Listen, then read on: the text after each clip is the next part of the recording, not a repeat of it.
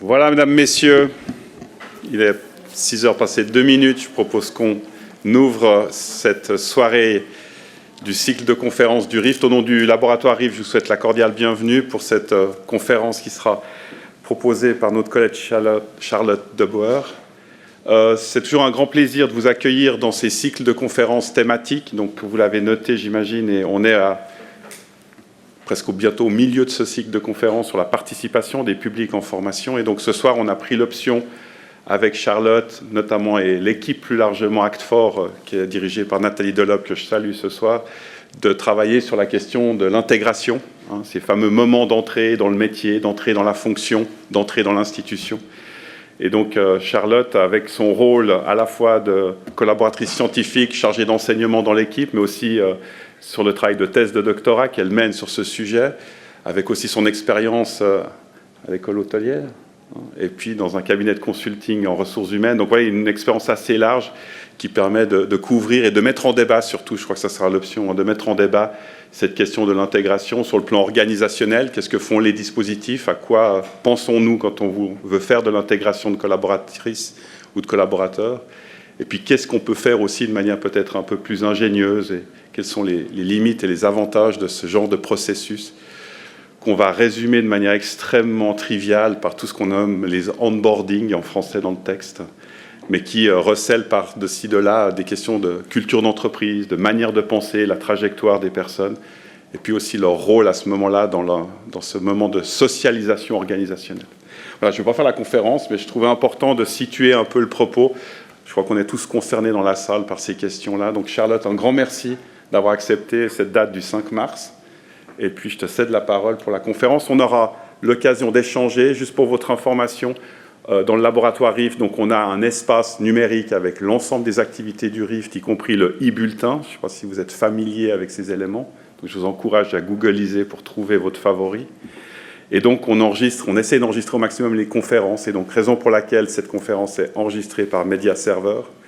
Et puis on vous demandera, si vous prenez la parole, de prendre un micro pour qu'on puisse entendre vos questions et donc qu'on puisse avoir une bonne trace. Donc mes collègues qui sont là feront les autres hôtesses courir dans les allées pour distribuer le micro. D'accord? Comme ça, on peut garder une trace et vous pourrez diffuser et on pourra réécouter cette conférence avec plaisir. Charlotte, un grand merci. Je te cède la parole et puis on aura l'occasion de débattre avec les personnes présentes. Oui, merci Stéphane. Donc, bonsoir à toutes et tous. Donc, ce cycle de conférences du laboratoire RIFT, il propose d'interroger le champ de la formation des adultes sous l'angle de la participation des publics. Et comme énoncé dans le texte introductif de ce cycle, on peut considérer que la question de la participation en formation se pose au moins à 3 niveaux, donc au niveau micro, notamment dans le face-à-face pédagogique, où les formateurs, les formatrices cherchent par exemple à favoriser le fait que les participants posent des questions ou s'investissent dans un groupe de travail.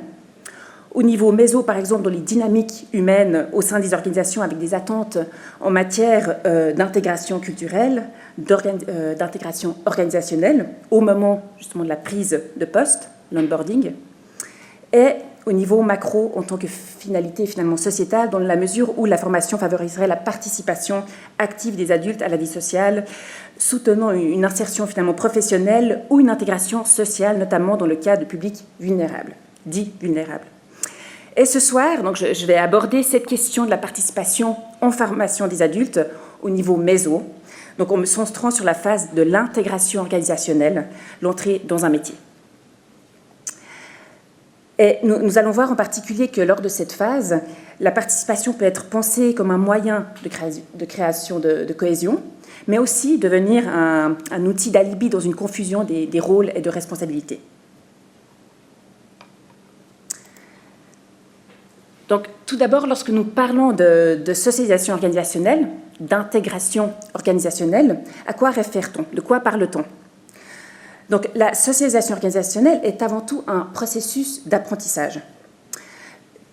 Et bien que diverses typologies de domaines d'apprentissage ont été suggérées, les auteurs se sont mis d'accord et proposent que le nouvel apprenant doit entreprendre la construction d'attitudes et de schémas comportementaux adaptés à sa nouvelle situation et cela en réponse à 4 domaines centraux: acquérir une maîtrise suffisante des tâches à réaliser, développer les comportements attendus dans le cadre de son nouveau rôle, s'insérer socialement dans un groupe et s'initier aux valeurs culturelles propres à chaque entreprise.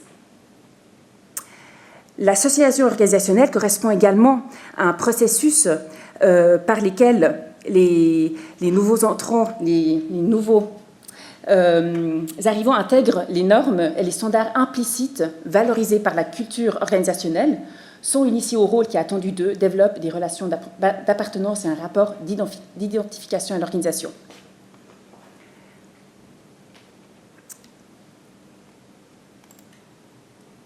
Donc, selon ces auteurs, l'approche, selon quelques auteurs, l'approche par les procédures organisationnelles d'association est limitée, car elle ne tient pas compte du rôle proactif et de l'expression authentique de soi du nouveau venu. Donc, plutôt de recevoir l'information et de s'adapter passivement au contexte organisationnel, les nouveaux entrants de nos jours recherchent activement des informations et souhaitent utiliser et être reconnus pour leur force personnelle et unique. Et selon ces auteurs, l'association organisationnelle, elle est alors optimisée lorsque les organisations commencent par reconnaître et mettre en valeur l'expression de l'individualité de la personne, des nouveaux arrivants, tout au début de la relation de travail, lorsque la négociation justement de l'identité est une préoccupation essentielle des deux parties. Donc, en résumé, le processus de socialisation organisationnelle correspond à un processus d'apprentissage qui se déploie dans ces 4 domaines, comme je l'ai dit avant, dans la maîtrise de la tâche, la clarté du rôle, l'intégration sociale et l'acquisition des valeurs. Et plusieurs facteurs, finalement, jouent un rôle important dans ce processus, dans l'acquisition de ces compétences, aussi bien des facteurs qui sont liés à la personne. Donc, par exemple, si je me réfère justement à ces auteurs, comme les comportements proactifs ou l'expression authentique de soi, et des facteurs qui appartiennent davantage au niveau organisationnel, comme l'adhésion aux valeurs, l'identification à l'organisation.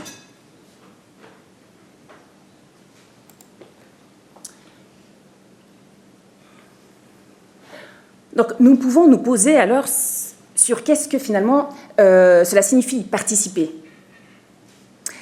Est-ce qu'il s'agit de déployer des comportements d'agentivité, agir en fonction de ses valeurs personnelles? Donc, on peut participer justement en adoptant des comportements d'agentivité, exprimer des opinions, des opinions ou des comportements qui reflètent nos valeurs personnelles, mais on peut aussi participer en adhérant à un collectif, en s'identifiant à ce collectif. Donc, suite à ces différentes significations de ce terme « participer », cela nous questionne sur la façon dont les personnes équilibrent leurs besoins d'authenticité et leurs besoins d'appartenance à un collectif. Et finalement, la question qu'on se pose, quelles sont les relations entre l'affirmation de l'individualité et l'engagement dans un collectif? Sont-elles antagoniques ou sont-elles complémentaires? Et surtout, quels sont les dispositifs de formation à mettre en place qui favorisent la participation lors de l'intégration organisationnelle? Donc, ces 3 questions vont finalement guider ma présentation de ce soir.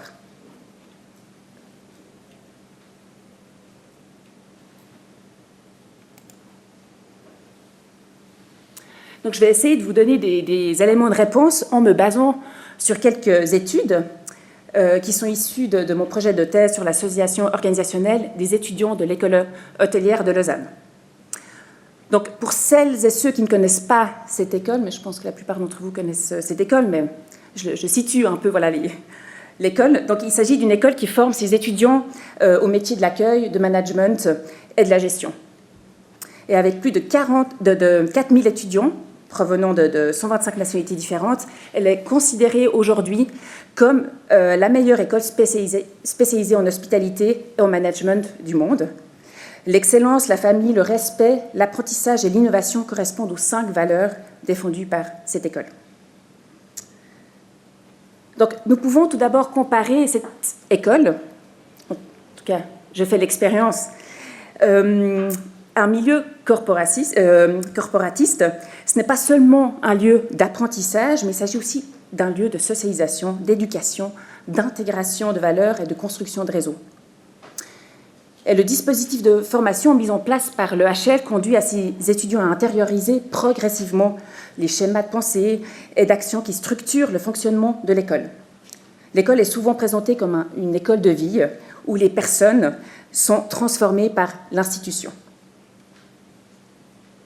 Mais les étudiants de l'EHL, tout en adhérant à ces valeurs qui sont très fortes de l'école, sont par ailleurs reconnus et appréciés sur le marché du travail pour leur autonomie et leur capacité d'initiative. Donc on peut se poser la question, quelle est la place finalement pour le développement de la prise d'initiative, l'identité et les valeurs personnelles ?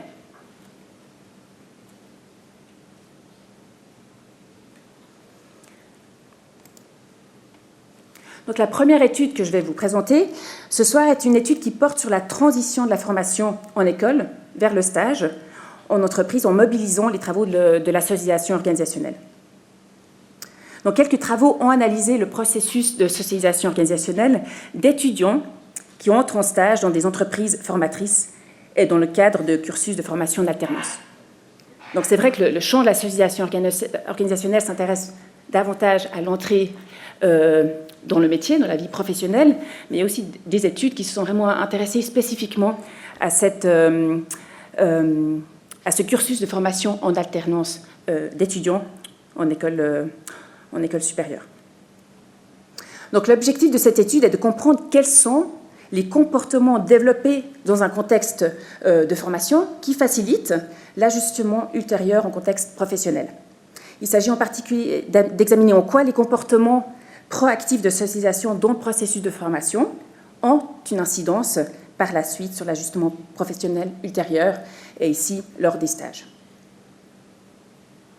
En d'autres termes, est-ce que le développement de comportements proactifs influence-t-il la capacité des étudiants à se socialiser, à répondre aux exigences et à se réaliser dans les contextes organisationnels dans lesquels ils sont amenés à travailler? Donc la question de recherche, c'est est-ce que les comportements proactifs de socialisation développés dans le processus de formation ont une influence, ont une incidence sur l'ajustement en stage?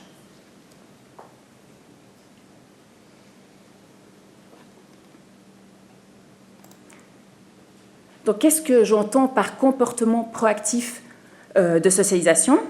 Il s'agit vraiment de comportements qui sont auto-initiés, qui impliquent de prendre en compte, de prendre le contrôle pour provoquer le changement, un certain changement. Donc, la recherche de feedback, la négociation de rôle, de changement de rôle, l'autogestion comportementale, l'association générale, la construction de relations avec son équipe, le réseautage et la recherche d'informations constituent les formes de comportements proactifs les plus étudiées dans le champ des théories de l'association organisationnelle. Donc, par rapport à cette première dimension, la recherche de feedback, ça consiste par exemple à solliciter des commentaires sur la performance après son travail, par exemple. La négociation de changement de rôle, c'est lorsque le nouveau entrant il tente de négocier avec d'autres personnes, par exemple ses collègues, son responsable hiérarchique, à propos des exigences qui lui sont imposées.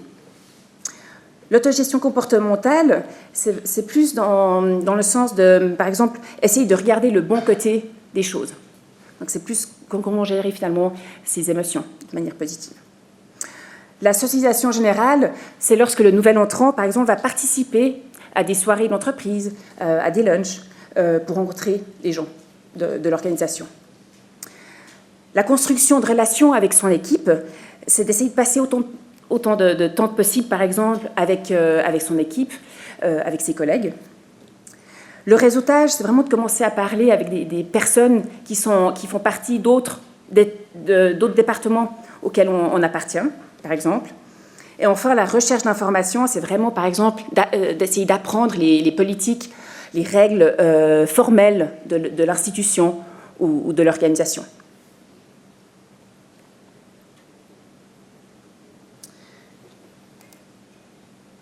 Donc cette première étude, elle est menée sur les étudiants de l'EHL qui sont inscrits en première année préparatoire, année qui débute par un semestre de cours théoriques et pratiques et qui est suivi par un stage dans les hôtels ou dans les restaurants, donc un stage opérationnel. Donc ils suivent voilà, 6 mois, ils sont 6 mois en cours et 6 mois dans un hôtel ou un restaurant en Suisse ou à l'étranger. C'était juste pour situer voilà, l'échantillon de cette étude, cette première étude.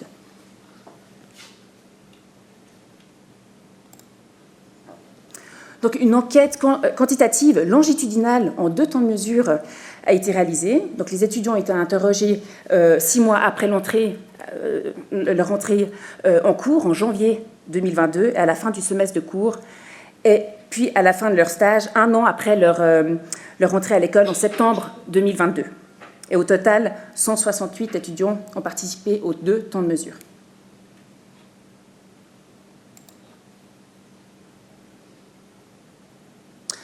Donc, nos résultats montrent que les comportements proactifs déployés par les étudiants pendant leur formation à l'école prédisent d'une part l'ajustement à l'institution de formation et expliquent d'autre part les comportements proactifs de socialisation en stage qui eux-mêmes contribuent à un meilleur ajustement en stage. Alors, je vais le préciser un peu plus loin. Donc si on s'intéresse à chaque comportement proactif spécifique, les données de cette étude, elles indiquent que, par exemple, la recherche de feedback qui est développée à l'école prédit positivement et significativement la satisfaction, l'implication affective et l'identification à l'égard de l'organisation dans laquelle les étudiants sont amenés à travailler, mais n'impacte pas l'épuisement.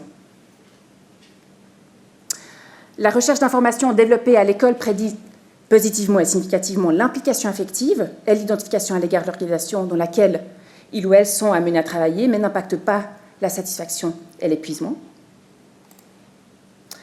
Les résultats montrent aussi que la construction de relations avec l'équipe développée à l'école n'impacte aucun indicateur d'ajustement de l'association en stage. L'association générale développée à l'école, à l'inverse, impacte tous les indicateurs d'ajustement de l'association. Elle améliore la satisfaction, l'implication affective et l'identification à l'égard de l'organisation et diminue la probabilité que l'étudiant s'épuise lors du stage. Et comme la construction de relations avec l'équipe, le réseautage développé à l'école n'impacte également aucun indicateur d'ajustement de l'association en stage. La négociation de rôle mise en place en formation diminue par contre la probabilité que l'étudiant s'épuise lors du stage, mais ne prédit pas la satisfaction, l'implication affective et l'identification organisationnelle. Et enfin, l'autogestion comportementale impacte tous les indicateurs d'ajustement de l'association. Elle améliore la satisfaction, l'implication affective, l'identification à l'égard de l'organisation et diminue la probabilité que l'étudiant s'épuise lors du stage. Donc, avec ces résultats, on voit surtout que la participation aux activités sociales et l'autogestion comportementale ont le plus d'influence sur l'ajustement en stage. Oui. Ah, mince. Voilà. Merci. Alors, désolée, ça aurait été plus facile à suivre si j'avais été en même temps. Donc, cette étude, elle montre l'importance des stratégies proactives individuelles pour expliquer la qualité de l'intégration dans chacun de ces 2 contextes, dans un contexte de formation et dans un contexte professionnel. Et elle ouvre aussi des pistes concrètes pour développer des dispositifs de formation en école et des dispositifs de formation en stage, facilitant par la suite le déploiement de ces comportements agentiques qui sont bénéfiques à l'ajustement. Donc voici ici quelques propositions de dispositifs de formation qu'on peut mettre en place en tant que formateur d'adultes pour amener l'apprenant ou le nouvel entrant à participer, à favoriser le déploiement de ces stratégies proactives individuelles. Donc il s'agit tout d'abord, c'est des propositions, mais il s'agit tout d'abord d'encourager l'association générale, donc par exemple justement en organisant des soirées, des sorties, des lunchs avec l'équipe. Un autre conseil que nous pourrions donner aux formateurs est de stimuler l'autogestion comportementale. Par exemple, justement, en donnant ou en présentant des techniques de respiration pour gérer la pression, pour gérer ses émotions. Privilégier aussi la recherche de feedback. Et par exemple, en demandant aux apprenants de tenir un carnet de feedback pour noter les conseils qu'ils ont reçus au sein, par exemple, de leur équipe de travail. Promouvoir la recherche d'informations. Et là, on pourrait, par exemple, instaurer des séances d'information sur la structure de l'organisation, par exemple en listant les valeurs qui sont défendues par l'organisation. Et enfin, encourager la négociation de changement de rôle. Et ici, par exemple, un conseil pourrait être de construire avec le nouvel entrant un plan de développement professionnel. Donc, c'est-à-dire de réfléchir avec le nouvel entrant à une stratégie personnelle et structurée qui vise à atteindre ses objectifs de carrière et qui permet d'orienter son développement professionnel en fonction de ses aspirations, ses compétences et ses opportunités sur le marché du travail.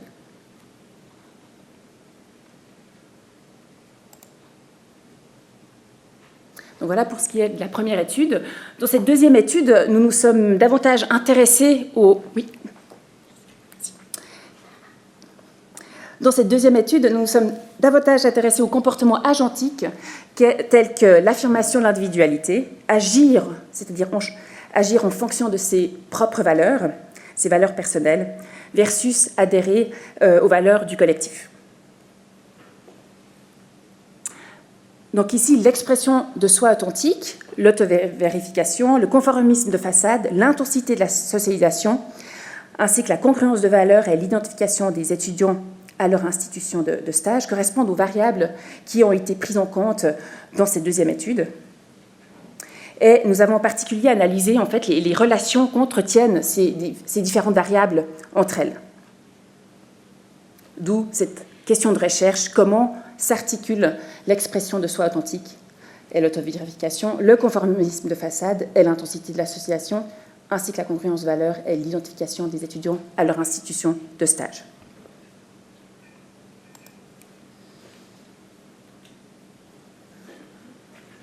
Donc, pour mesurer l'affirmation de l'individualité du sujet, nous sommes appuyés sur le concept d'expression authentique de soi. C'est un concept qui a été développé par certains auteurs qui ont mis justement en avant cette visée vers l'individualisation du processus de l'association organisationnelle. Et selon ces auteurs, la socialisation organisationnelle est alors optimisée lorsque les organisations commencent par reconnaître et mettre en valeur le meilleur de soi-même, des nouveaux arrivants, au tout début de la relation de travail, lorsque la négociation justement de l'identité est encore une préoccupation essentielle des deux parties. Donc une personne qui s'exprime de manière authentique est une personne qui exprime des opinions ou des comportements qui reflètent vraiment ses valeurs personnelles, ses valeurs propres. La personne se sent libre de se comporter de manière totalement cohérente avec ses propres valeurs, ses préférences et ses besoins. Donc le nouvel entrant s'exprime ouvertement et honnêtement d'une manière qui correspond à sa véritable identité, à ses sentiments et finalement à son essence personnelle. Donc il peut démontrer ses pensées, ses émotions, ses croyances et ses valeurs de manière vraiment totalement sincère et authentique. Et selon ces auteurs, chaque personne aurait un véritable soi intérieur. Elle ne peut pas s'épanouir en tant qu'être humain authentique en exprimant justement, il ne peut que s'épanouir en tant qu'être humain authentique en exprimant ce moi intérieur par des actions dans le monde extérieur. Donc la personne peut forger son identité unique tout en naviguant dans un contexte social qui peut exercer des pressions contraires à cette différenciation. Et l'entrée organisationnelle est une période inhabituelle justement de la vie où les gens peuvent à nouveau négocier leur identité. Et les nouveaux arrivants ont la possibilité de négocier leur identité en fonction de leur comportement, par exemple, en fonction de leurs vêtements, en fonction de leur description d'eux-mêmes et de leurs expériences. Et c'est vraiment une phase spéciale où la possibilité pour le nouvel entrant et d'affirmer finalement une mise à jour ou de construire une mise à jour de son identité.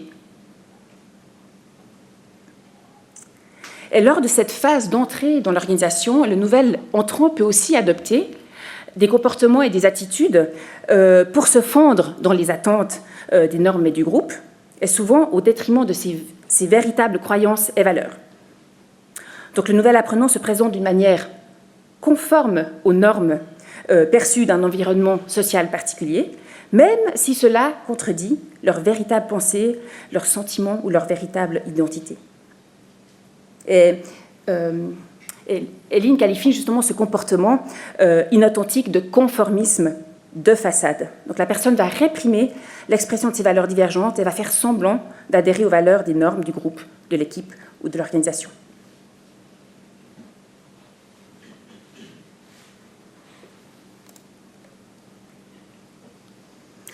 Donc par rapport au contexte et échantillon de cette deuxième étude, donc, c'est une enquête, il s'agit d'une enquête transversale par questionnaire en ligne qui a été réalisée auprès de 344 étudiants de l'EHL en septembre 2022, à la fin d'un stage de 6 mois à temps plein, réalisé au second semestre de leur première année préparatoire à l'EHL. Donc, ce questionnaire en ligne il porte sur les expériences vécues par les étudiants de l'EHL lors de leur stage opérationnel. Et la question de recherche a été abordée par le biais d'une approche mixte, c'est-à-dire à l'aide d'un questionnaire en ligne et de plusieurs entretiens.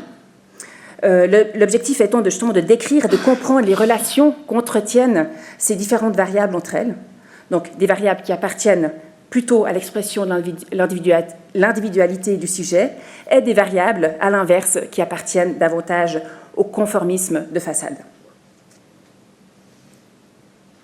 Et les questions de l'entretien portaient sur les motifs d'engagement des étudiants tels que le parcours et les motivations pour le HL, leur motivation pour les études, le dispositif de formation, les ressources mobilisées dans le stage, les relations interpersonnelles développées lors du stage et leurs projets futurs.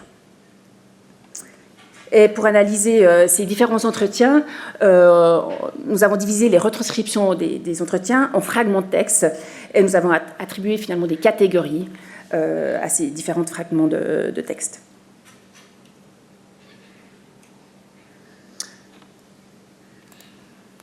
Donc, pour traiter les données quantitatives qui ressortent du questionnaire, nous avons utilisé une analyse de profil latent.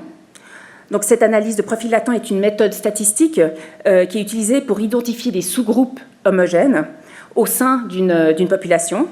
Et en s'intéressant aux différents profils de ces étudiants, nous nous sommes dit justement que cette méthodologie d'analyse en profil latent pouvait être pertinente. Donc, les résultats de ces analyses statistiques en profil latent distinguent 4 différents profils. J'espère que vous arrivez tous à lire, c'est peut-être un petit peu petit, mais...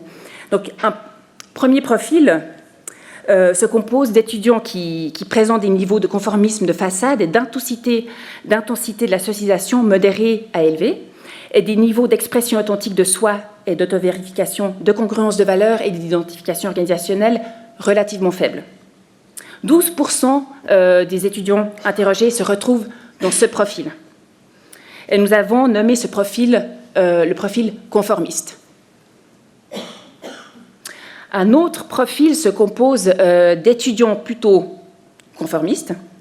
Ce profil présente des niveaux de conformisme de façade et d'intensité de l'association légèrement supérieurs à la moyenne et des niveaux d'expression authentique de soi, d'autovérification, de congruence de valeurs et d'identification organisationnelle légèrement inférieurs à la moyenne. Et 28% des étudiants interrogés se retrouvent dans ce profil. Et nous avons nommé ce profil le profil plutôt conformiste. Un troisième profil ressort, et ce profil décrit des étudiants qui présentent des niveaux d'expression authentique de soi, d'autovérification, de congruence de valeurs et d'identification organisationnelle légèrement supérieurs à la moyenne, et des niveaux de conformisme de façade et d'intensité de l'association légèrement inférieurs à la moyenne. 45% des étudiants interrogés se retrouvent dans ce profil, et nous avons nommé ce profil le profil plutôt authentique. Et un dernier profil ressort, celui Celui-ci se compose d'étudiants qui présentent un niveau relativement élevé d'affirmation de soi. Ce profil présente des niveaux d'expression de soi authentique, d'auto-vérification, de congruence de valeurs et d'identification organisationnelle modérée à élevée, et des niveaux conformistes de façade et d'intensité de la socialisation relativement faibles. Et 15% des étudiants interrogés se retrouvent dans ce profil. Et nous avons nommé ce profil le profil authentique.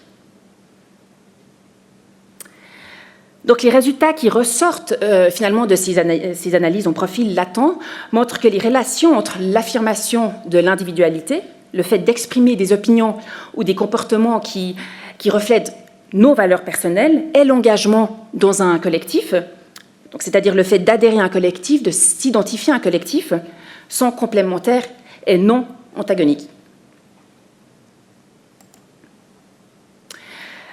Nous avons également analysé la relation entre ces 4 profils et la satisfaction et l'épuisement émotionnel, et des différences significatives ont été constatés. Les résultats indiquent que les étudiants qui se situent dans les profils conformistes et plutôt conformistes sont significativement moins satisfaits et plus épuisés émotionnellement, et les étudiants qui se situent dans les profils plutôt authentiques sont davantage satisfaits et moins épuisés émotionnellement.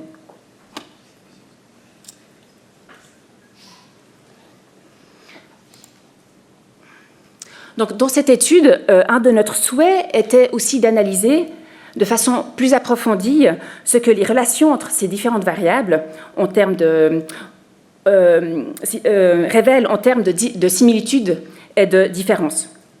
Et c'est pourquoi nous avons utilisé un modèle de recherche à méthode mixte, donc combinant les résultats des données quantitatives avec ce qui a été dit durant les entretiens.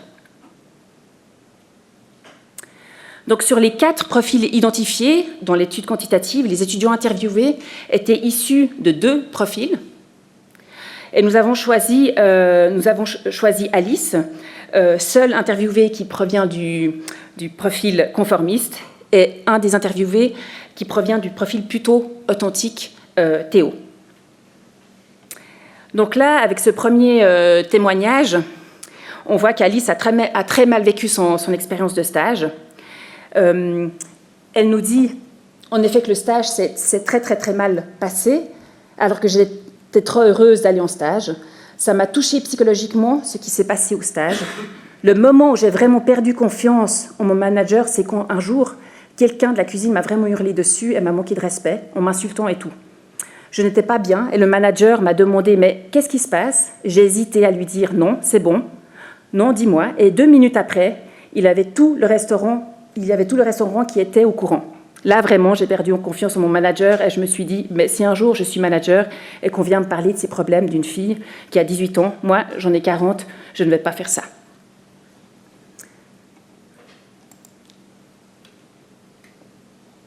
Donc, nous lui avons alors demandé pour quelle raison elle a été d'accord de poursuivre son stage dans ces conditions qui sont quand même assez misérables.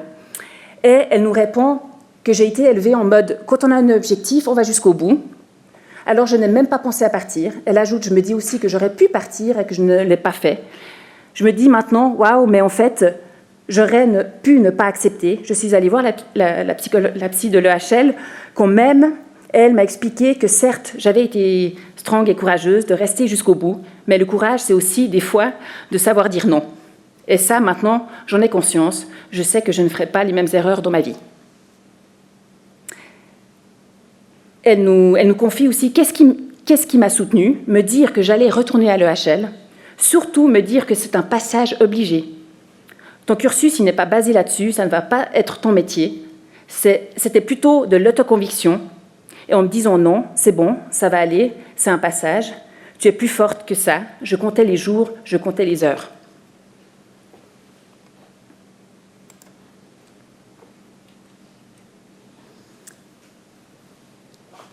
Donc Théo, au contraire, a beaucoup apprécié son stage qu'il a choisi lui-même par connexion privée. Il nous confie que c'était très bien, un élément qui était bien, vu que c'est un pays d'Afrique subsaharienne où il y a beaucoup de main-d'œuvre, mais pas forcément bien entraînée, c'est qu'il devait apprendre. c'est que du coup, beaucoup de personnes m'écoutaient ou me regardaient pour des conseils, et c'était bien ça. La possibilité d'éduquer et de prendre le contrôle sur certaines situations. On m'a donné ce rôle de personne qui doit superviser une équipe de 5 personnes. Donc, lors de son stage, Théo a pu rester authentique, fidèle à son comportement et à son image de lui-même. De par son statut de superviseur, nous avons l'impression qu'il a pu faire un peu ce qu'il voulait lors de son stage. Il était très autonome. Dans son stage, il a apprécié en particulier la possibilité d'éduquer et de prendre le contrôle sur certaines situations.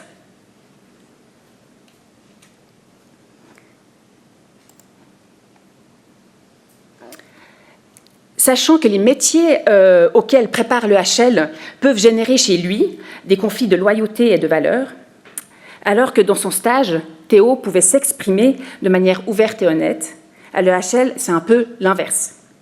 Et il nous dit, l'hôtellerie, le luxe, tout ça, c'est loin des valeurs de mes parents, qui sont issus d'un milieu pauvre.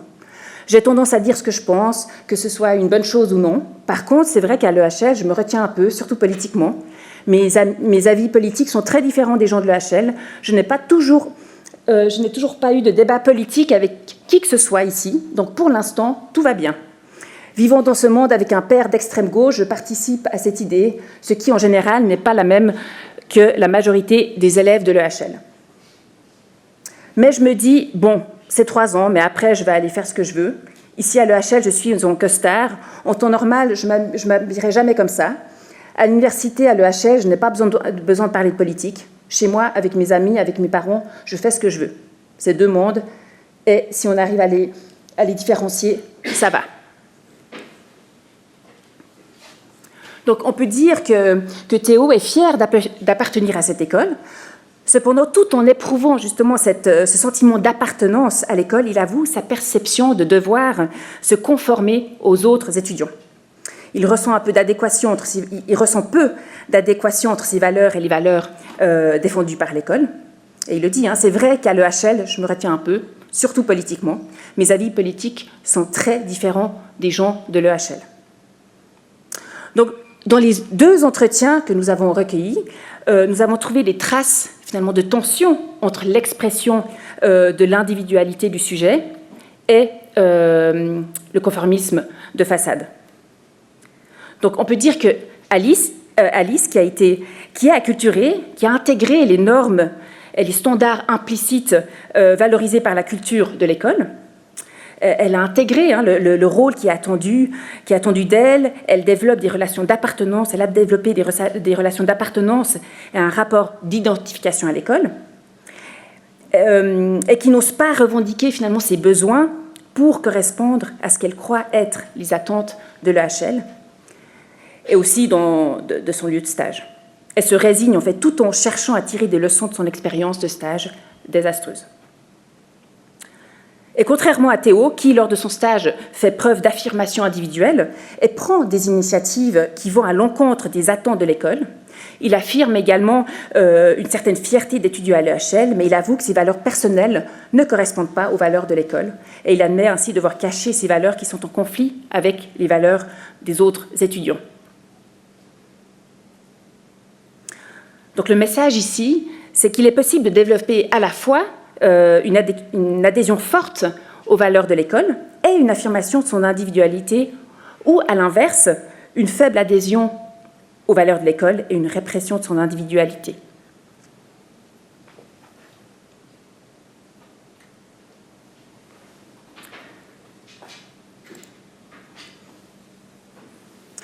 Donc nos résultats ont montré, entre autres, que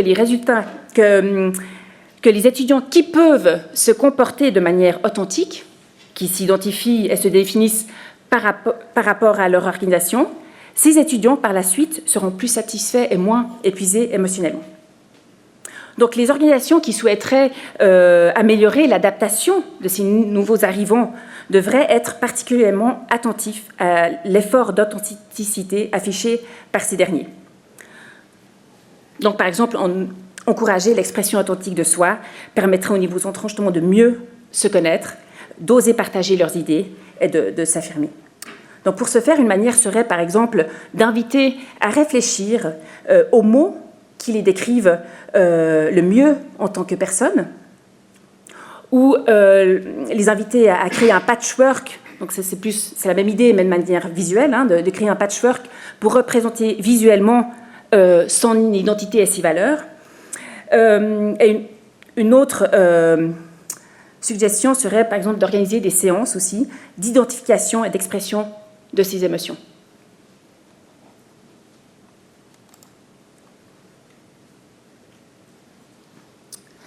Les organisations qui souhaiteraient améliorer l'adaptation de ces nouveaux entrants devraient être aussi particulièrement attentifs à la congruence de valeurs, donc c'est-à-dire à l'alignement entre les valeurs personnelles d'un individu, d'une personne et celles de l'organisation.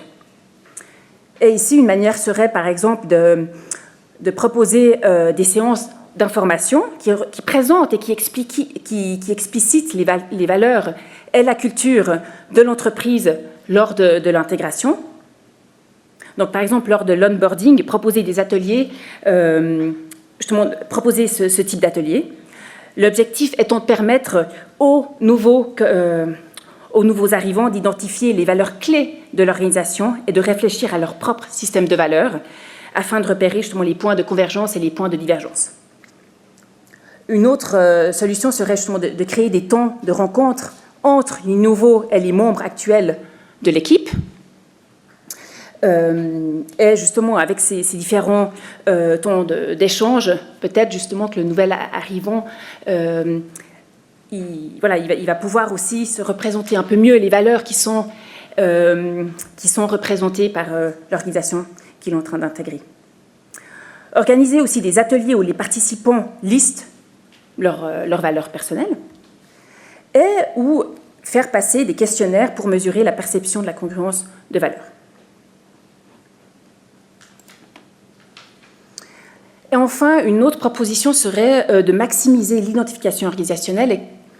Alors, de quoi parle-t-on quand on parle d'identification organisationnelle? C'est vraiment le degré auquel une personne elle s'identifie à son organisation et intègre ses valeurs à sa propre identité. Donc la personne, elle se sent vraiment émotionnellement, affectivement liée à son organisation. Elle la considère en fait comme une partie d'elle-même. Et ici, par exemple, justement, on pourrait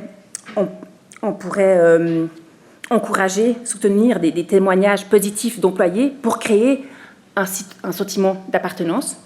Donc voilà, un employé qui est déjà là décrirait des expériences positives aux nouvel entrants. On pourrait aussi organiser des séminaires immersifs en dehors du cadre de travail habituel, pour créer les liens et organiser de manière régulière des séances d'équipe pour créer du lien entre les personnes. Et finalement, ce lien va faire que la personne, elle se sente vraiment liée à son organisation.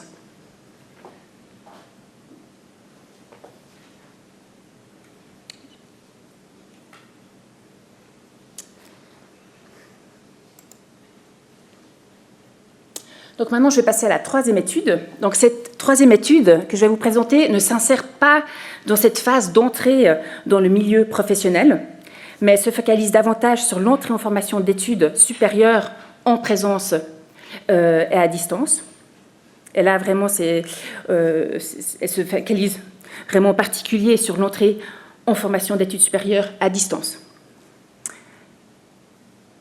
Et quelques études ont utilisé ce cadre théorique de l'association organisationnelle pour mieux comprendre les phénomènes de socialisation d'étudiants entrant dans des institutions d'enseignement supérieur. Et les données collectées ici de cette étude proviennent d'une cohorte d'étudiants qui a été interrogée en décembre 2020, donc à la fin du semestre des cours, lorsque l'enseignement était en grande partie passé en fonctionnement à distance. Et dans cette étude, nous avons essayé de comprendre si les comportements autorégulés d'apprentissage ainsi que le climat de sécurité psychologique aident les étudiants à mieux vivre leur intégration à distance.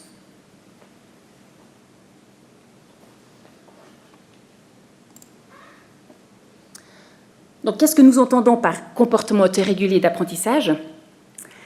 Donc, il s'agit vraiment de la capacité à se fixer des objectifs, à réguler son comportement, ses émotions et ses cognitions pour atteindre ses objectifs. Par exemple, je planifie comment je vais apprendre les sujets avant de commencer, correspond à un des items que nous avons mesurés que nous avons utilisés pour mesurer ces comportements autoréguliers d'apprentissage. La notion de climat de sécurité psychologique provient des travaux en psychologie organisationnelle et en management, principalement développés par Edmondson. Et il s'agit ici vraiment de la conviction commune que l'équipe est sûre pour la prise de risque interpersonnel. Par exemple, dans mon équipe, il est facile de dire ce que l'on pense. Ça, c'est un item qui correspond à un des items que nous avons utilisés pour mesurer ce climat de sécurité psychologique. Donc, concernant le contexte et l'échantillon de cette troisième étude, donc les données collectées proviennent d'une cohorte justement d'étudiants qui ont été interrogés en décembre 2020, à la fin du semestre des cours, lorsque l'enseignement était principalement donné à distance. Et 195 étudiants ont répondu à cette enquête.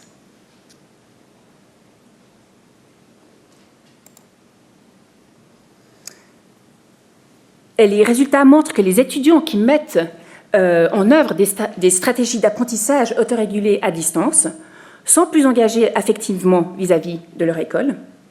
Ils vont faire preuve de davantage de sentiments de loyauté, de connexion, de responsabilité affective à l'égard de leur lieu de formation.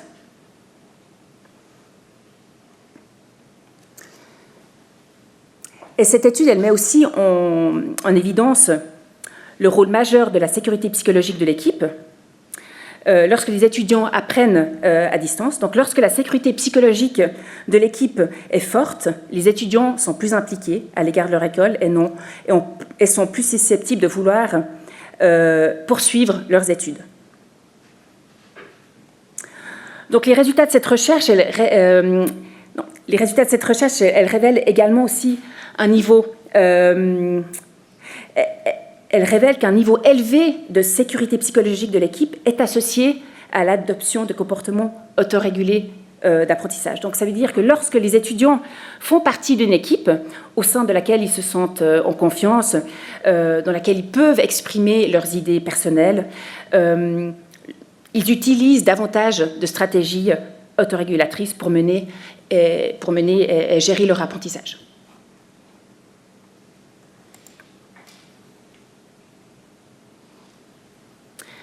Nous avons également analysé dans quelle mesure, étant donné justement ce lien direct entre le climat de sécurité psychologique et les comportements autorégulés d'apprentissage, nous avons aussi justement analysé dans quelle mesure cette relation entre le climat de sécurité psychologique et les différents indicateurs de socialisation, donc ici la satisfaction, l'implication affective, la volonté de poursuivre ses études, sont expliqués par les comportements autorégulés d'apprentissage. Et les résultats indiquent que les nouveaux étudiants qui se sentent à l'aise pour exprimer leurs idées au sein de leur équipe adoptent des comportements, vont adopter des comportements autorégulés d'apprentissage et vont par la suite davantage s'engager dans leur établissement.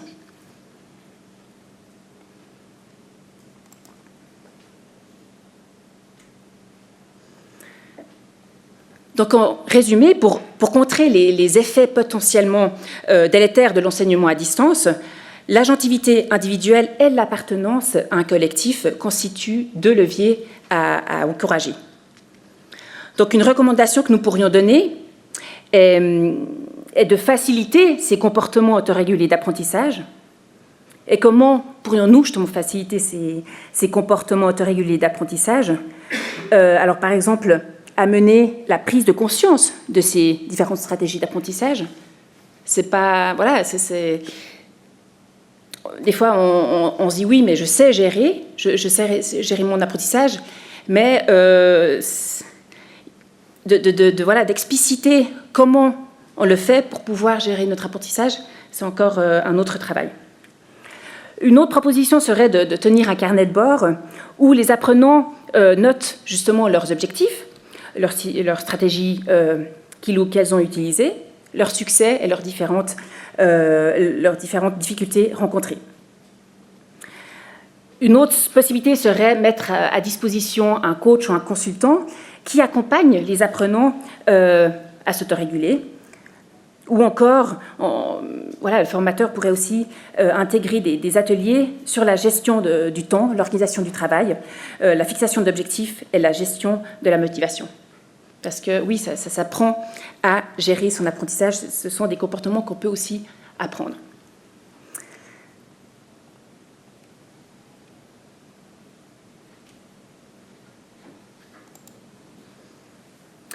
Et il est également et surtout conseillé de favoriser un environnement dans lequel les personnes se sentent en confiance pour s'exprimer librement, prendre des initiatives et commettre en fait des erreurs sans crainte de jugement négatif. Donc ici, le formateur il est encouragé à créer un espace où les étudiants se sentent bienvenus pour partager, être d'accord ou ne pas être d'accord et discuter dans une atmosphère de confiance et d'acceptation. Et pour arriver à créer ce climat de confiance, une piste d'action serait par exemple justement d'organiser des réunions régulières permettant aux personnes d'exprimer leurs ressentis, de partager des expériences, si possible en nombre de personnes suffisamment limité, plutôt des petits groupes et plutôt des groupes qui sont assez stables.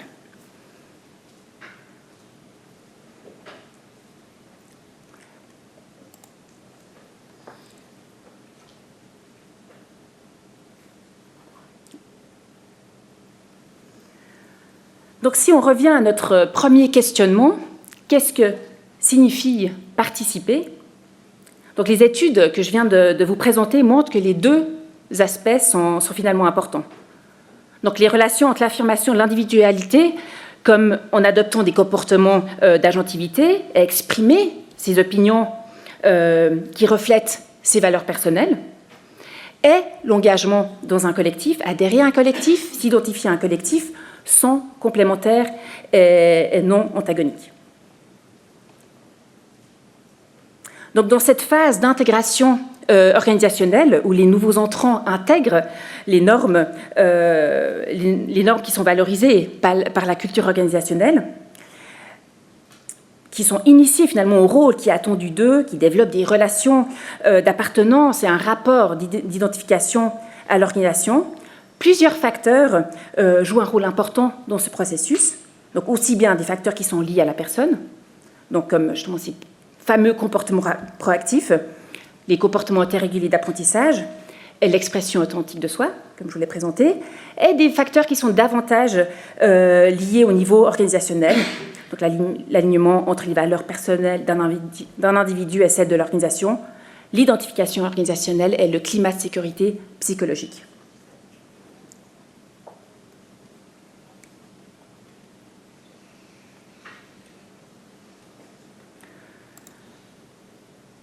Donc, les résultats de ces différentes études que je vous ai présentées interpellent, remettent finalement en question, interrogent les pratiques de formation des nouveaux entrants. Aussi bien l'agentivité de la personne que le fait de faire participer la personne dans un collectif peut mener à des effets bénéfiques.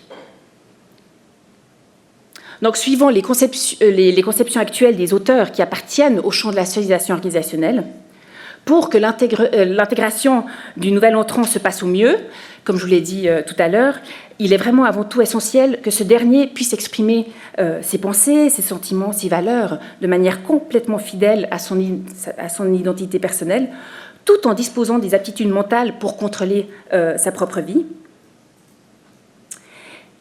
Mais le processus de socialisation organisationnelle, dans sa définition première, fait avant tout référence au processus par lequel les nouveaux entrants apprennent et intègrent les normes, les valeurs, les comportements et les compétences nécessaires pour bien fonctionner. Donc il est essentiel pour le développement de l'identité personnelle, mais aussi sociale. Donc cette dimension d'acculturation et de construction de l'appartenance à un groupe tend aujourd'hui justement à s'effacer, comme je l'ai dit tout à l'heure, tant l'accent est mis finalement sur cette individuation et cette affirmation de soi dans le champ de la formation des adultes, et là justement à cette phase particulière d'intégration organisationnelle, d'onboarding. Donc, tout comme Bourgeois qui s'interroge finalement sur l'hégémonie de ce modèle d'émancipation individuelle et qui pose la question justement de ce rapport entre individuation et acculturation. Nous nous interrogeons justement sur cette domination de ce modèle d'individuation.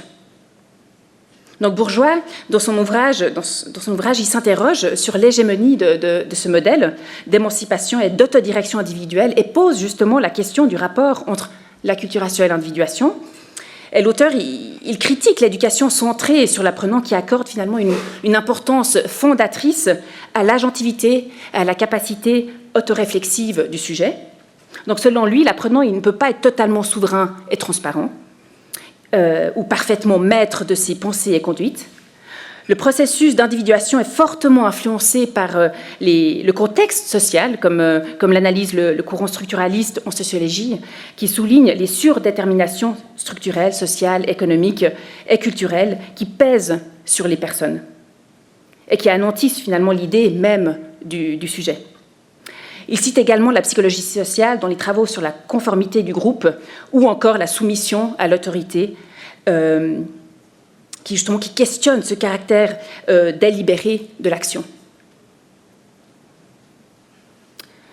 Dans la même lignée, dans son ouvrage « La fatigue d'être soi », Ehrenberg questionne aussi, et déjà, la prépondérance de cette nouvelle forme, cette nouvelle norme fondée sur l'initiative individuelle. Selon l'auteur, quel que soit le domaine envisagé, école, entreprise ou entreprise, les normes ont changé. Elles ne sont plus obéissance, discipline, conformité, mais flexibilité. Elles sont justement flexibilité, changement, rapidité de réaction. Ehrenberg condamne justement ce modèle d'émancipation individuelle et évoque avec justesse que la maîtrise de soi, la souplesse psychique et affective, les capacités d'action font que chacun doit endurer la charge de s'adapter en permanence à un monde qui perd précisément sa permanence, un monde instable, provisoire, fait de flux et de trajectoires en dents de scie. Donc ces transformations institutionnelles et organisationnelles donnent l'impression que chacun doit assumer la tâche de tout choisir et de tout décider. Mais cette émancipation de l'individu par rapport aux contraintes externes n'est pas sans risque. Le nouvel entrant soumis à cette injonction de devoir s'entreprendre constamment et se retrouver finalement sans guide, il est exposé au risque d'une certaine fatigue émotionnelle et pouvant même, des fois dans les cas extrêmes, aboutir à des véritables pathologies. Et dans leur article récent, donc Chen et Cooper-Thomas, en 2023, elles remettent aussi en question ce modèle d'autodirection individuelle en évoquant les risques de l'affirmation de soi pour le nouvel entrant. Et selon elles, en effet, affirmer sa différence et son individualité peut néanmoins être éprouvant et dépléter les ressources personnelles et relationnelles du nouveau venu, au point de conduire à des affects négatifs à une forme d'épuisement. Donc il vaudrait la peine d'investiguer de manière plus précise en quoi participer en termes de comportements agentiques, via par exemple les comportements proactifs et les comportements autorégulés d'apprentissage, peut mener parfois à des effets néfastes, aussi bien pour le nouvel apprenant que pour l'institution ou l'organisation. Et justement de ne pas sous-estimer les effets bénéfiques qu'à l'inverse, le cadre institutionnel ou organisationnel peut avoir sur ses membres. Donc les systèmes de formation des adultes qui demandent à l'adulte de participer en adoptant des comportements proactifs, une expression authentique de soi, fonctionnent, par exemple, pour un adulte qui a une certaine confiance en lui et dans un environnement qui est soutenant, qui est sécurisant. Mais est-ce que cette injonction de l'affirmation de son individualité fonctionne-t-elle aussi avec une personne qui a peu de sentiment d'efficacité personnelle, par exemple, ou une personne qui manque de confiance en elle ? Ce qui est d'ailleurs souvent le cas pour les personnes qui sont en recherche d'emploi ou en conversion ou encore en reconversion professionnelle. Et c'est sur cette question que je clôture ma présentation.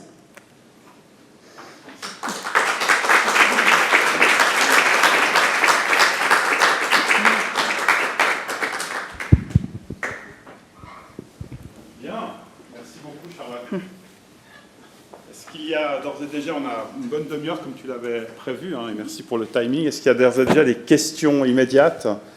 Peut-être juste pour lancer un peu la réflexion, tu peux peut-être dire juste 2-3 mots. À la fin, tu parlais effectivement beaucoup aussi des onboarding professionnels. Oui. Les études sont plutôt sur les étudiants en formation. Oui. Est-ce que tu vois vraiment des similarités à tout point, ou est-ce que quand même la question de l'accueil de collaborateurs qui n'ont plus d'éléments de formation approuvés, hein, qui sont simplement dans des formes de recrutement puis d'intégration, change quelque chose, ou tu as l'impression que la littérature nous indique que ce soit des élèves, des apprenants, des stagiaires, voire des collaborateurs sous contrat, la situation est la même? Donc, dans la première étude que je vous ai présentée, donc, ou la deuxième, sur les différents profils, c'est les étudiants ne sont pas à l'école, mais ils sont vraiment en stage. Et c'est vrai que, donc, on peut quand même considérer qu'ils intègrent finalement un premier milieu professionnel. Donc là, clairement, on peut faire le parallèle finalement avec l'intégration organisationnelle dans un métier. Et par rapport à ta question, par rapport à la... C'est vrai que la dernière étude, hein, je vous l'ai dit, c'est vrai, elle est un peu particulière, parce que c'est vrai que la plupart des données que j'ai se réfèrent plutôt aux étudiants qui entament leurs études et qui ne sont pas en stage. Mais oui, je pense que c'est finalement assez comparable, les processus, les mécanismes auxquels ils sont confrontés, aussi bien justement dans l'institution supérieure ou en stage ou en milieu professionnel. Merci. Et je voulais juste compléter, c'est vrai que aussi en plus l'école hôtelière, c'est quand même un contexte très particulier, qui a un contexte très acculturé, avec des valeurs très fortes. Et c'est vrai que dans ce sens-là, on peut finalement aussi le comparer d'une certaine manière. Alors oui, elle reste une école de formation, mais on peut aussi finalement un peu quand même le comparer à un processus de socialisation organisationnelle où la personne, elle intègre des valeurs très fortes qui sont présentes tous les jours dans son institution de formation. Oui. Merci. Est-ce qu'il y a une première question, commentaire? Oui, Simon, volontiers. On va juste faire l'effort du son pour avoir des bons enregistrements. Merci beaucoup. Merci beaucoup, Charlotte, pour ces travaux sur l'onboarding, qui est définitivement une composante cruciale de la vie organisationnelle, notamment de la nôtre, des nôtres. Hein. Moi, je réfléchis beaucoup en t'écoutant.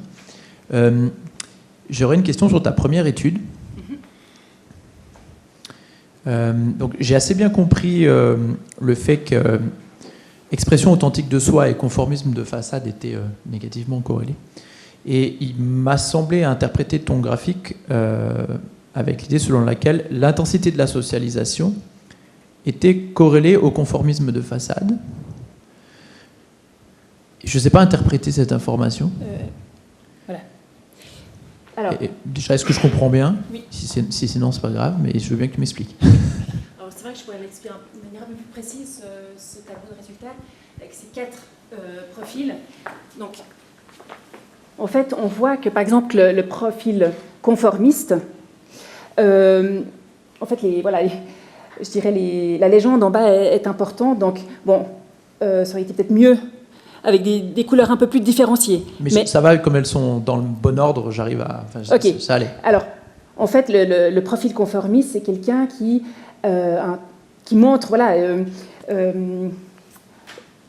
pas mal, je dirais, de conformisme et d'intensité de la socialisation, et finalement peu d'expression authentique de soi, peu d'auto-vérification, peu de congruence de valeurs et peu d'identification organisationnelle. Rappelle-moi juste ta question. Ouais, donc jusque-là, tout va bien. Oui. Et du coup, je me disais, est-ce qu'il y a une relation entre le fait que les gens montrent un haut conformisme de façade, j'arrive assez bien à comprendre à quelle réalité ça renvoie, et une forte intensité de la socialisation? Ah oui. Et inversement pour le profil authentique? Alors là, justement, ces analyses, c'est des analyses en profil latent. Justement, ils disent que les personnes qui font preuve de conformisme de façade sont aussi des personnes qui sont face à une intensité de la socialisation assez élevée. Donc ça, si tu veux, c'est un profil. Et les autres dimensions, à l'inverse, sont vraiment moins élevées. Donc oui, il y a quand même un lien entre, par exemple, conformisme de façade et intensité de l'association et entre les 4 autres variables. Okay. Est-ce que tu as une hypothèse, du coup, pour expliquer pourquoi les gens qui sont dans une forme de conformisme de façade ont tendance à investir aussi la dimension de la socialisation? Ou je sais pas, c'est peut-être pas ton intérêt pour ça. Hein. En fait, l'intensité de l'association,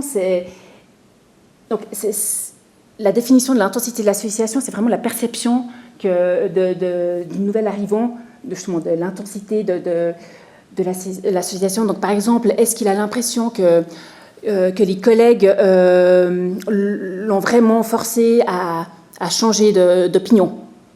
Ça, ce serait en fait un exemple d'item qui mesure l'intensité de l'association.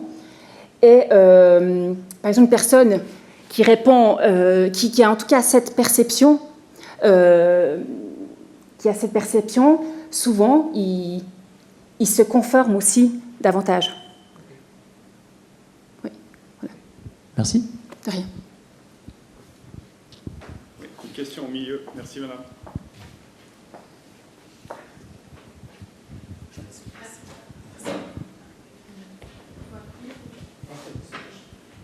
Bonsoir, merci beaucoup pour la présentation. Moi, j'avais une question relative à l'étude à l'école hôtelière de Lausanne.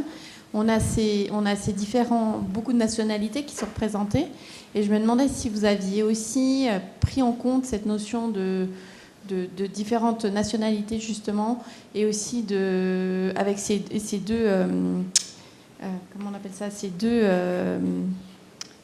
parcours différents, que ce soit en langue française ou en langue anglaise. Comment vous avez organisé l'étude? Donc on les a intégrés comme variables de contrôle. Donc par rapport à la nationalité, on n'a pas vraiment été dans les précisions, mais on a posé la question. On a posé la question en fonction de la nationalité, puis après on les a catégorisés en 3 catégories. Donc une suisse, l'autre européenne et l'autre non européenne.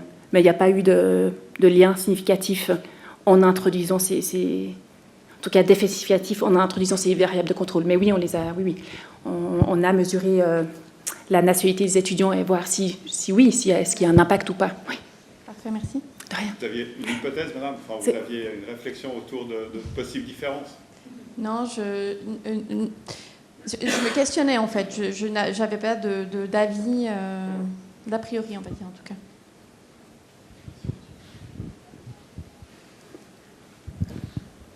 Monsieur. Bonsoir, merci pour toute cette présentation. Et moi, j'ai une petite question sur comment le lien avec le milieu professionnel après les études, puisque là, je comprends bien que c'est lié aux études, et puis l'école d'hôtellerie de Lausanne est très réputée, effectivement. Hein, au niveau de l'employabilité, on dit qu'on fait cette école-là et on vient vous chercher, qu'il n'y a pas besoin de chercher du travail. Ma question est un peu, est-ce qu'il y a des informations sur le taux de diplômés qui restent dans le métier à 5 ans, à 10 ans après les études, et je trouve que ce serait intéressant de voir par rapport justement à ceux qui sont dans le métier, le lien avec les profils que vous définissez, conformistes, authentiques. Parce que ma question c'est, est-ce que dans la profession finalement, est-ce qu'on va valoriser ça? Est-ce qu'il y a un intérêt pour avoir des personnes authentiques plus que des personnes conformistes, et ainsi de suite? Je comprends bien que moi, dans un cadre d'apprentissage, j'ai l'impression que c'est valoriser la dimension authentique, mais est-ce que c'est la même chose dans la profession? Oui. Alors, je dirais que la première étude que je vous ai présentée répond un peu à votre question. Bon, là, on s'est vraiment focalisé sur les comportements proactifs pour voir s'il y a une influence justement de ces comportements proactifs qui ont été mis en place à l'école. Est-ce qu'il y a une influence justement après dans leur lieu de stage? Et donc, on a vu qu'il n'y avait pas de lien direct, mais plutôt indirect. Et donc, finalement, les conclusions, oui, c'est, je dirais que les comportements proactifs est une façon vraiment est un dispositif de formation à encourager. Donc là, oui, mais c'est vrai que je dirais que par rapport à votre question, c'est vraiment la première étude qui répond à cette question. Est-ce que j'ai répondu un peu? Oui. Peut-être en prolongement de la question de monsieur sous forme de boutade que j'avais faite en aparté à Laurent. Oui. Tu montres que les profils des personnes qui sont très authentiques sont relativement à l'abri de l'épuisement professionnel. Oui. Et en forme de boutade, je disais, est-ce qu'ils sont à l'abri de leur propre épuisement professionnel, mais est-ce qu'ils n'épuisent pas les personnes avec lesquelles ils travaillent? C'était un peu alors ça, c'est encore une autre question. Sous forme de boutade avec la question de monsieur. Oui. Alors c'est vrai que Monsieur, je vous passe le micro. Moi, j'ai pas une question, vraiment, c'est plus enfin, ça m'a beaucoup parlé, la conclusion de votre recherche, puisque moi, je suis dans la formation continue des enseignants, et on a tout un dispositif d'accompagnement des enseignants qui débutent dans la profession, qui intègrent donc le DIP.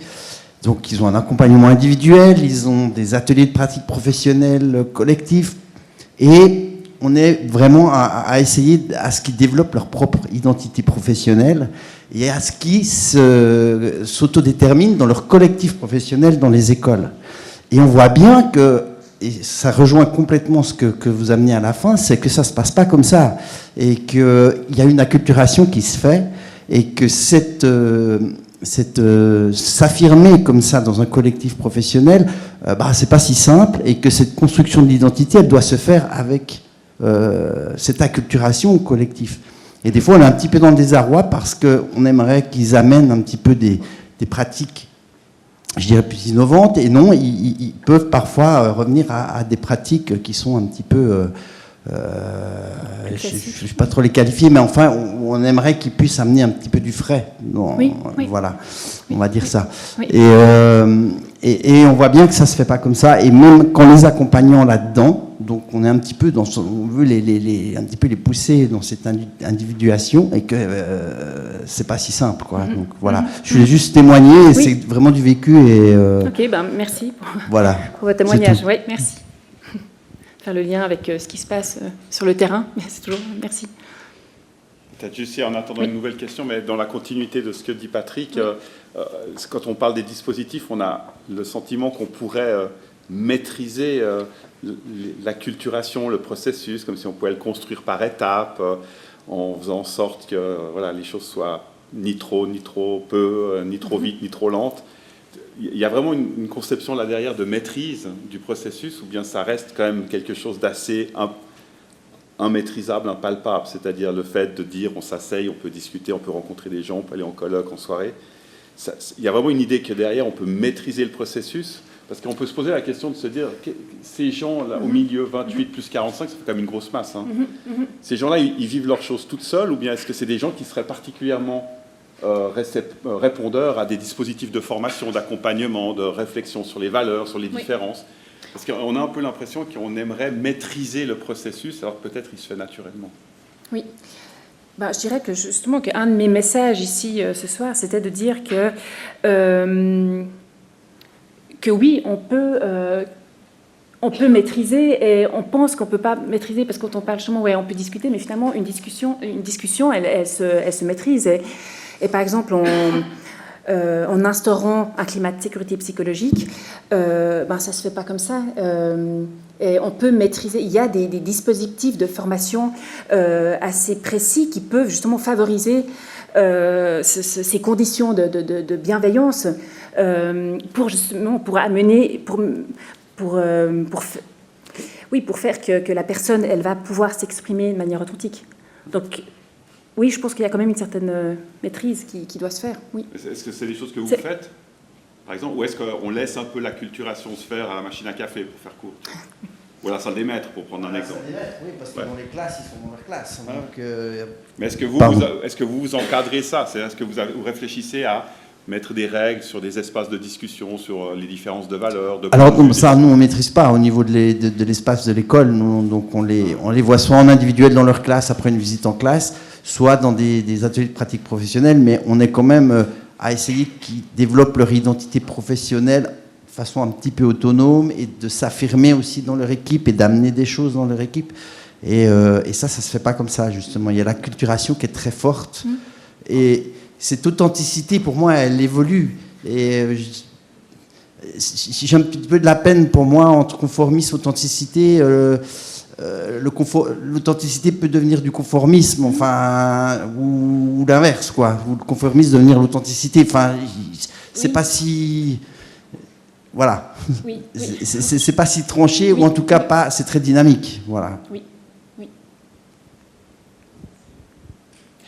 D'ailleurs, c'est ce que je dis justement dans une de mes conclusions. C'est vraiment, elles sont vraiment complémentaires, les relations entre authenticité et conformisme. Je dirais justement adhérer aux valeurs. On peut adhérer aux valeurs tout en se conformant finalement. Oui, c'est un peu ce que vous dites en fait. Oui. Merci.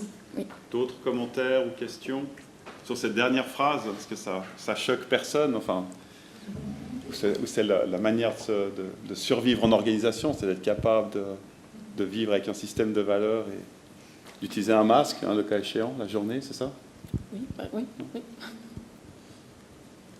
En termes d'accompagnement, est-ce qu'il y a des expériences dans la salle sur ces questions, comme vient de le dire Patrick, enfin, manière de réfléchir à mettre en place des espaces sécurisés où on peut s'affirmer, travailler, échanger, rencontrer, ne pas faire comme si on était qui on n'est pas. Monsieur, ouais. Oui. Bonjour, rebonsoir. Moi, je travaille à l'UCL à Louvain-la-Neuve, en Belgique. Et dans le cadre de la formation des adultes futurs profs, sont des ateliers pratiques sur le non-verbal. Parce qu'au niveau de l'affirmation de soi, et ça, je pointais ce que vous proposiez, et puis toute la partie autogestion comportementale, gestion de l'admiration, la respiration, par exemple, des choses très concrètes, il y a une dimension qui est souvent comment est-ce que c'est vécu personnellement. Et donc l'identification d'une émotion, tout simplement. Et donc des ateliers non obligatoires, non cotés. On a parlé aussi de la notion de faute et d'erreur, pouvoir faire des erreurs, et la distinction entre la faute et l'erreur, etc. Donc toutes des choses qui sont concrètes dans une pratique, pas forcément dans une réflexion théorique, mais vraiment de la mise en situation qui permet de développer la partie que vous pointiez également d'adaptation. On ne parle pas de maîtrise, mais d'adaptation à un environnement qui change en permanence. Et dans les classes, avec la diversité des publics, la diversité des cultures, on est tout le temps à devoir s'adapter. Voilà. Très bien, merci beaucoup pour cet exemple. Laurent, volontiers.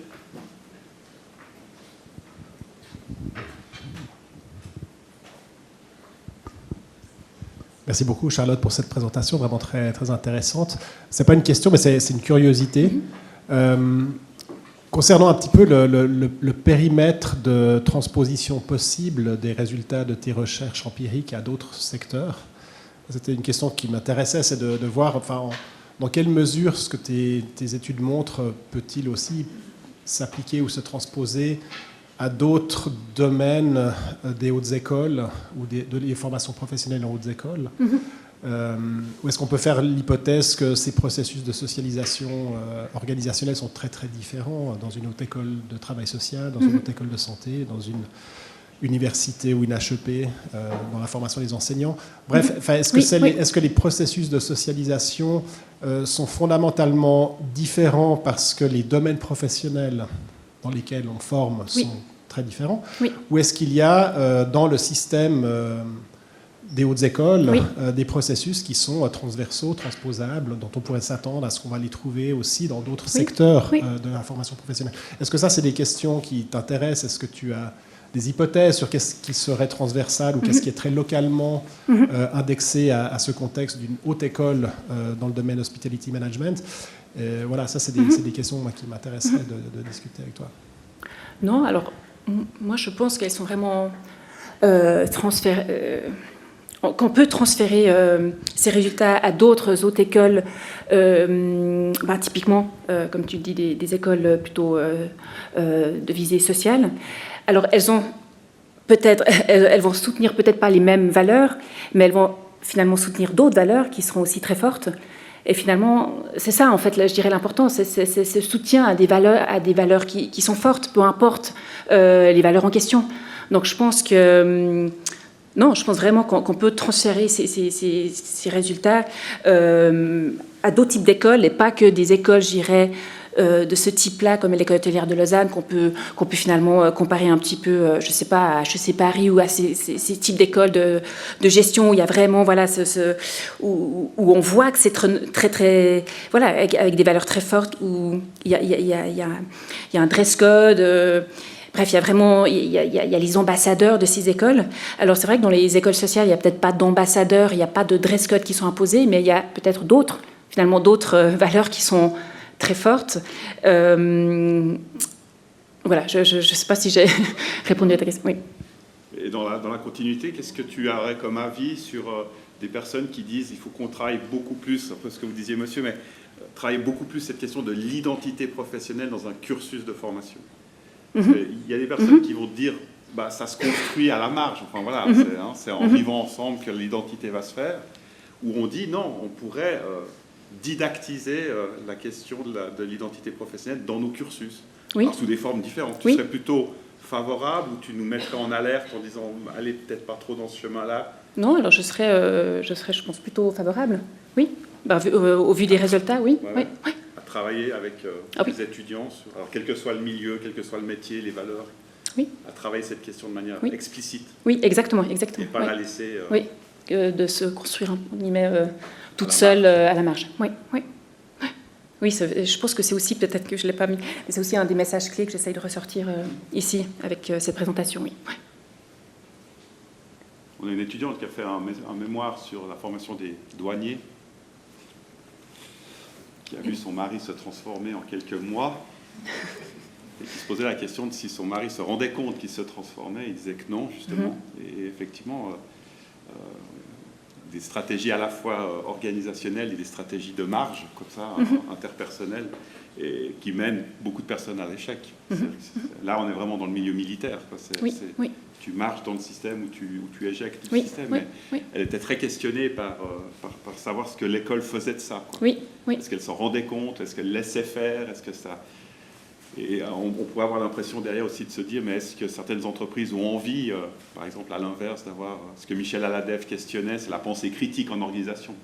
Vous avez commencé à dire, pensez par vous-même, soyez critique dans des endroits où il ne faut pas trop réfléchir et puis il faut agir. Donc cette question de la construction un petit peu sur le dos des étudiants est quand même questionnante en termes de survie. Par exemple. Oui.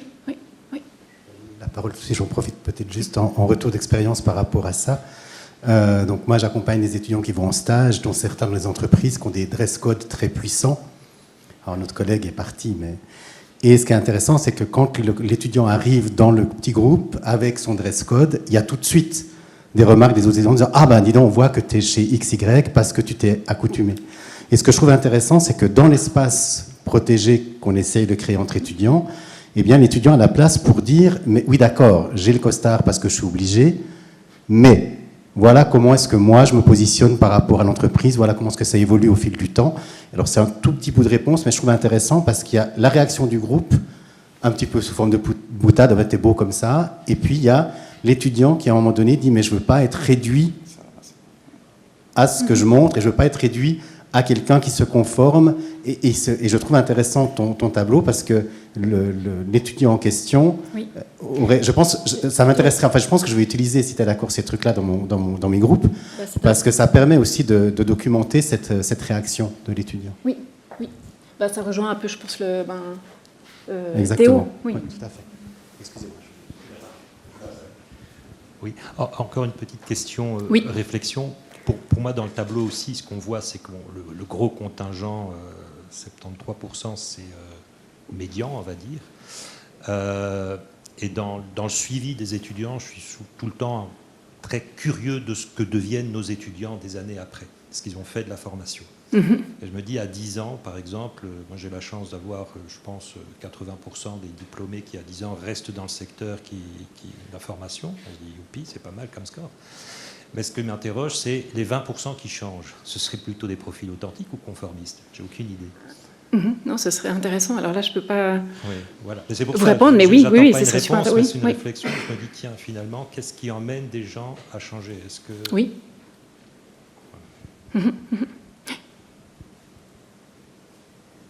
Au même titre qu'on peut se poser la question de comment le recrutement évolue depuis quelques décennies par rapport à ça. Est-ce Oui. qu'on cherche des gens conformistes au poste et au discours, ou est-ce qu'au contraire, on a moins de chances d'être employé ou de prendre le poste si on ne présente pas une certaine forme d'authenticité dans l'entretien, quitte à prendre des risques? Ça aussi, ça a beaucoup évolué. Hein. Oui, le management, on parle de management en pratique, etc., mais la brutalité du management reste quand même Très présent. Est-ce qu'il y a une dernière réflexion, commentaire, question sur ce sujet qui est vaste? Si ce n'est pas le cas, on vous remercie infiniment de votre présence. On vous encourage à prendre connaissance des traces de ces conférences. Je vous rappelle que l'ensemble des conférences laisse des traces sur l'espace Rift, hein, donc vous avez la possibilité de vous y référer, ainsi que la suite du programme. Je regarde Sonia, parce que je n'ai pas la prochaine date en tête, ou Laurent, pour ça, voilà. Je n'ai pas la prochaine date en tête non plus, mais je sais que ce sera une conférence de l'équipe de Daniele Beltrametti, Voilà. Nathalie Muller-Mirza sur la problématique de la formation de base. Sur la formation de base, effectivement. Donc toutes les informations Le et 8 les avril. relances seront faites sur le... Merci Simon, le 8 avril. Merci Simon. Au mois d'avril, sur la formation de base. On vous souhaite une bonne soirée et à tout bientôt avec nous. Merci Charlotte. Merci. Bonne soirée.